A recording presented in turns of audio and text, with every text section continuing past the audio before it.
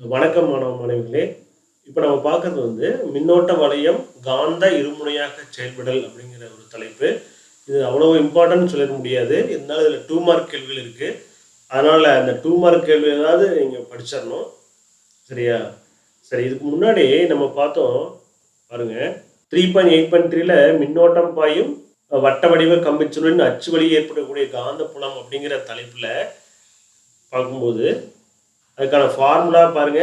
B vector equal to mu naught Ni by 2 into R square by R square plus Z square whole power 3 by 2 K cap அப்படின்னு பார்த்தோம் இல்லையா?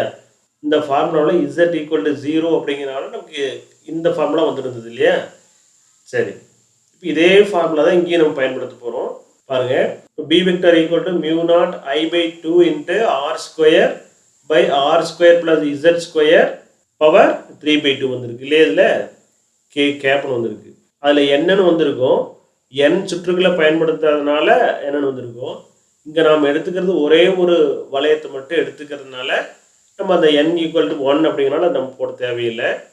So நீண்ட தொலைவுகளுக்கு அப்படிங்கும்போது இசட்டோட மதிப்பும் ஆரோட மதிப்பு ஒப்பிட்டு பார்க்குறோம்.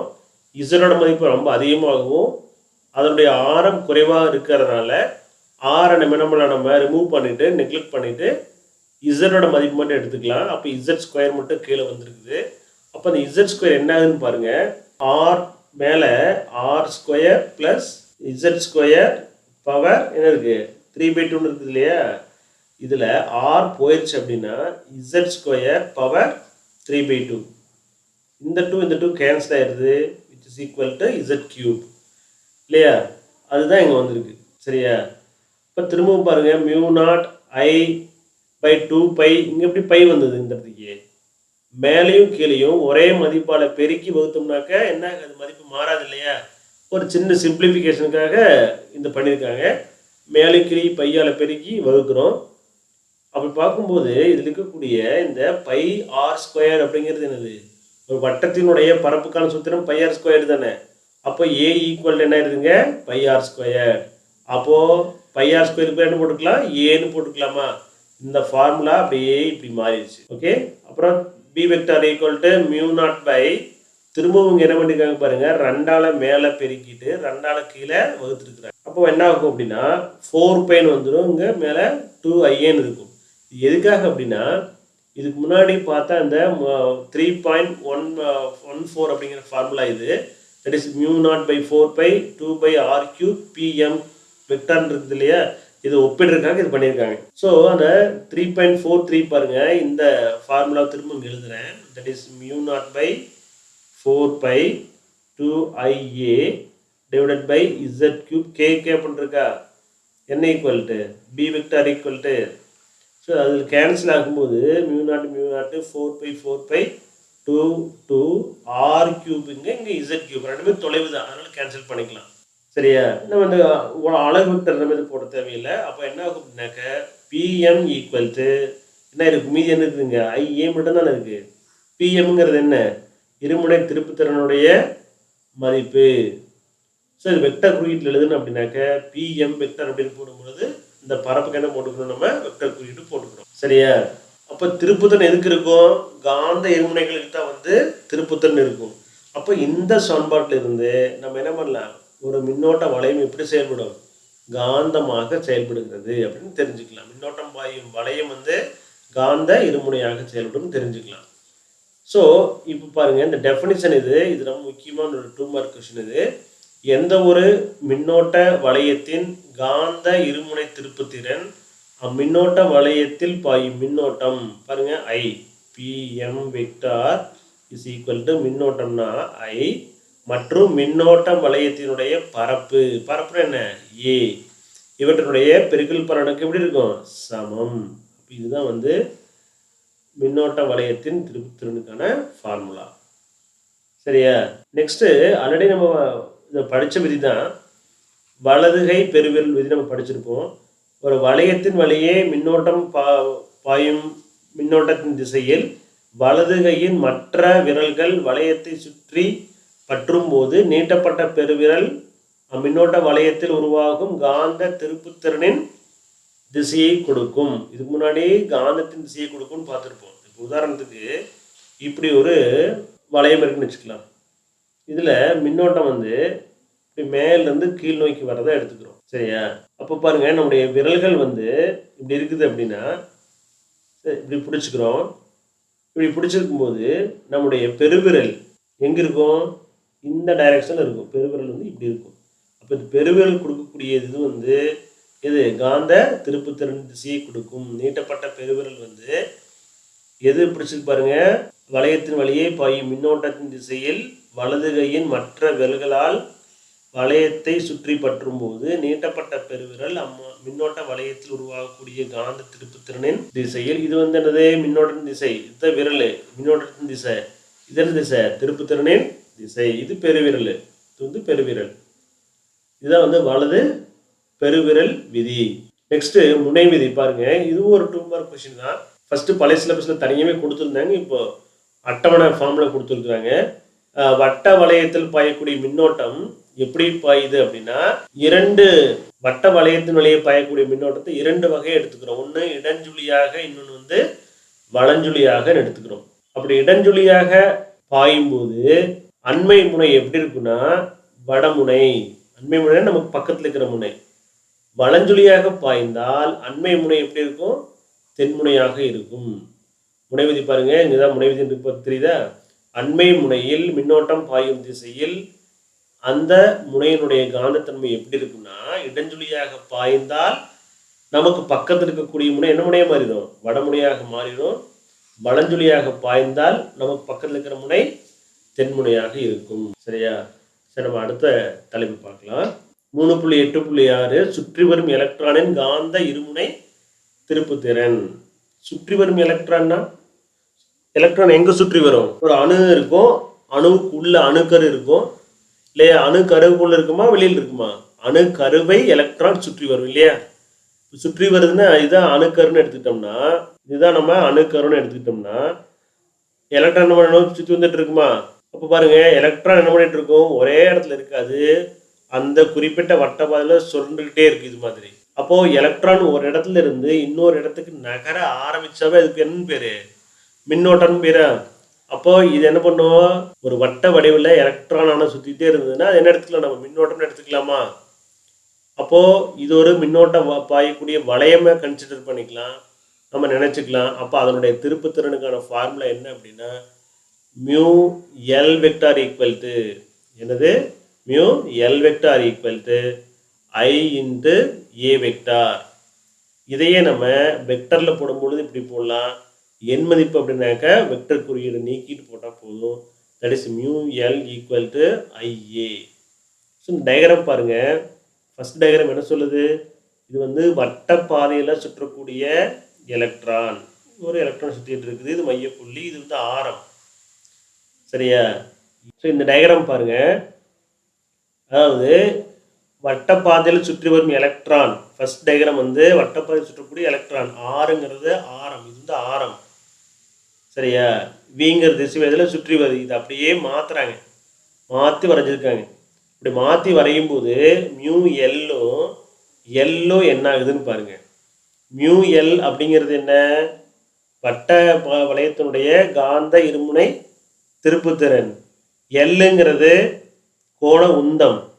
ஸோ இந்த ரெண்டினுடைய திசையும் எப்படி இருக்குன்னு பார்த்தீங்கன்னா, ஒன்றுக்கு ஒன்று மேல் நோக்கி இருக்குது. இது எப்படி இருக்குது? கீழ் நோக்கி இருக்குது இல்லையா? ஒன்றுக்கொன்று எதிராக இருக்கிறது. சரியா? நமக்கு மின்னோட்டம் அப்படிங்கிறதுக்கான ஃபார்முலா ஃபர்ஸ்ட் லெசன்லேயே படிச்சிருப்போம். That is I equal to q by t இல்லையா? மின்னோட்டம் பாயும் வீதம் தான் மின்னோட்டம் எனப்படுன்னு படிச்சிருப்போம். இங்கே மின்னூட்டத்துக்கு பதிலாக எலக்ட்ரான் எடுத்துருக்குறோம். எலக்ட்ரானத்தை பற்றி தான் பேசிகிட்டு இருக்கிறோம். அதனுடைய மின்சுமை எதிர்மின் சுமை. அப்போ மைனஸ் இ பை டிங்கிறது சுற்றுக்காலம். அப்போ நம்ம ஃபுல்லாக எடுத்துக்கிறோம், கேபிட்டல் டின்னு எடுத்துக்கிறோம். இப்போ ஐ ஈக்குவல் டு மைனஸ் இடி அப்படின்னு தெரிஞ்சுதா உங்களுக்கு? இப்போது இந்த வட்டப்பாதையில் சுற்றும் பொழுது இதனுடைய ஆரம் எவ்வளவு? 6. அதனுடைய திசைவேகம் எவ்வளவு? வி. 6ங்கிறது அந்த வட்டத்தினுடைய ஆரம், விங்கிறது அந்த எலக்ட்ரானுடைய திசைவேகம். வி ஈக்குவல் டு திசைவேகம் சமம் நமக்கு என்னன்னு தெரியும்? இடப்பெயர்ச்சி பை காலம் இல்லையா? ஒரு வட்டத்தை ஒரு முறை சுற்றி வந்தா அதுக்கு என்ன பேரு? சுற்றளவுன்னு பேரா? அப்போ ஆறு ஆரம் கொண்ட ஒரு வட்டத்தினுடைய சுற்றளவுக்கான சமன்பாடு என்ன? 2πr தானே. அப்போது 2πr இடப்பெயர்ச்சிக்கு மேலே என்ன போட்டுக்கலாம்? 2πr.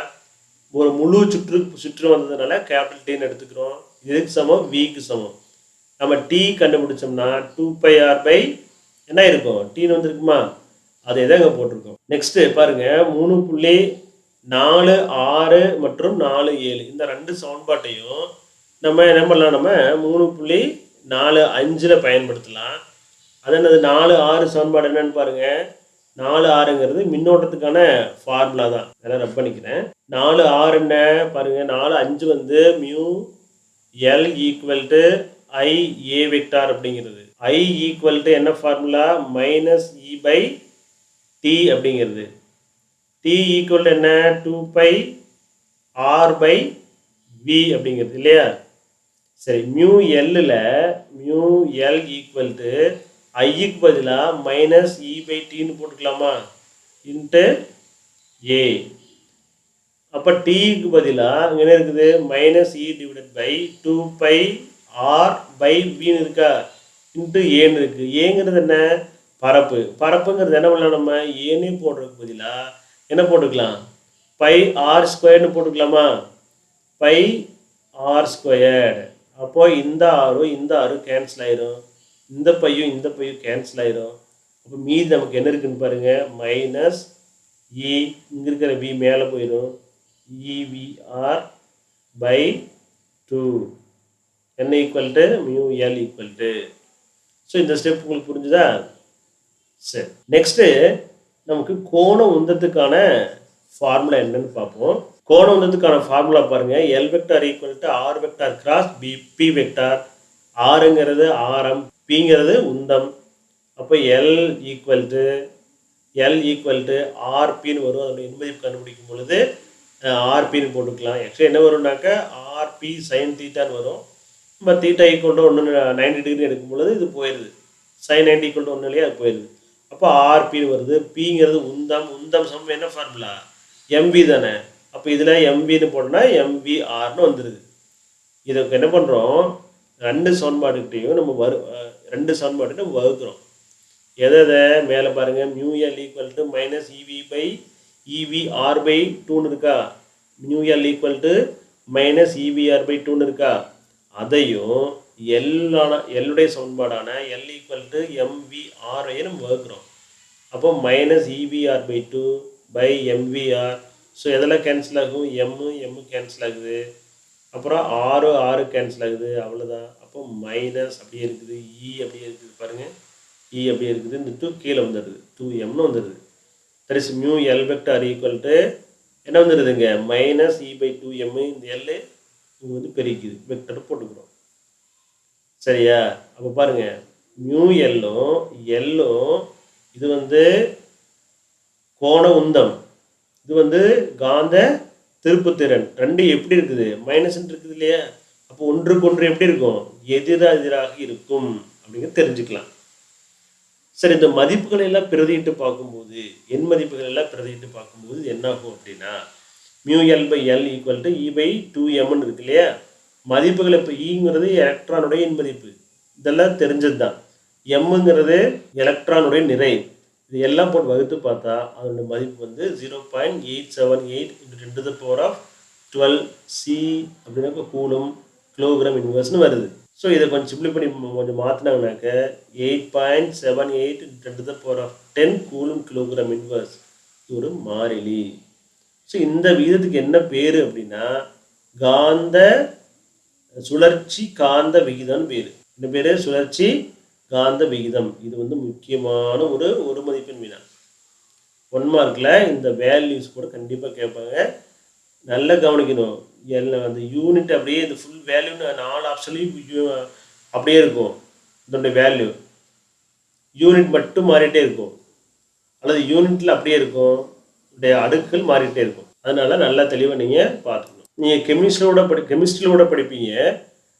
நீல்ஸ் போர்னுடைய குவாண்டமாக்கல் நிபந்தனையின்படி கோண உந்தம் எப்படி இருக்குன்னா எல்னா கோண உந்தம் எப்படி இருக்குன்னா NH கிராஸ், அது H கிராஸினுடைய இப்படி கூட ஹச் போட்டு இப்படி போடப்பட்ட ஹச் கிராஸ்ன்னு படிக்கணும். ஹச் கிராஸினுடைய முழு எண் மடங்குகளாக இருக்கும். முழு எண் மடங்குனா என்னால் பெருக்கிக்கணும், அவ்வளோதான். ஹச் கிராஸ் எப்படி எழுதலாம் அப்படின்னா, அதாவது n இன்ட்டு ஹச் பை 2π அப்படின்னு போட்டோம்னா தான் ஹச் கிராஸ்.